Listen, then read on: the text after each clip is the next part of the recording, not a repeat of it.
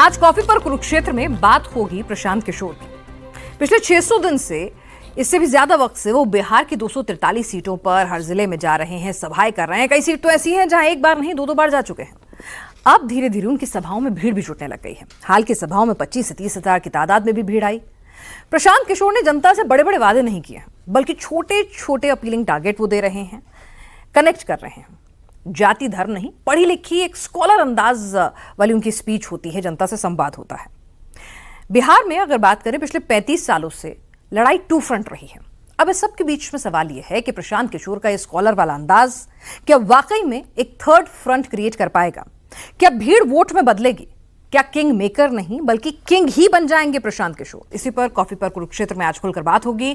हमारे साथ राजनीतिक विश्लेषक के तौर पर एडवोकेट अक्षत सोनक जुड़ रहे हैं। प्रशांत किशोर जी पूरे विश्व में एक राजनीतिक स्ट्रैटेजिस्ट या विश्लेषक के रूप में जाने जाते हैं, जिसमें उन्होंने कई लोग ऐसे हैं जिनको जो आम भाषा में बोला जाता है कि वो राजा बनाते हैं, दलों के नेताओं को राजा बनाते हैं। इस बार जो उनकी स्ट्रैटेजी है वो वही है कि जो लोग हैं, जो बिहार का युवा है, उसको वो राजा बनाना चाहते हैं, माने उसको वो पावर जो है उनके हाथों में देना चाहते हैं।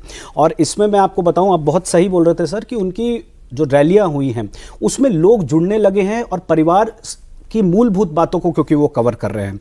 पिछले 2 साल में 5000 किलोमीटर प्रशांत जी चले हैं, जिसमें से 5500 गांव में उन्होंने रात बिताई है।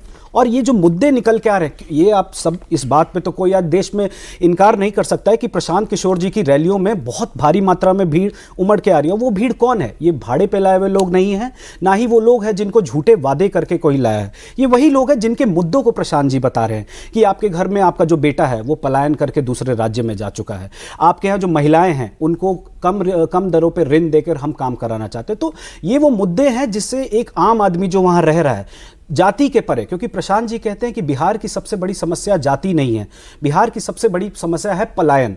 तो पलायन के जो मूलभूत कारण हैं उनको सॉल्व करने के लिए प्रशांत जी ने ये प्रयास किया है, एंड इसलिए हमें उनकी हर रैली में इतनी भीड़ दिखने लगी है। जाति से हटकर मुद्दों की राजनीति करने का प्रयास जो प्रशांत किशोर जी कर रहे हैं, इसी का ये कारण है कि इतना बड़ा जनसैलाब उनके साथ कनेक्ट कर पा रहा है, जुड़ रहा है देश से विदेश से।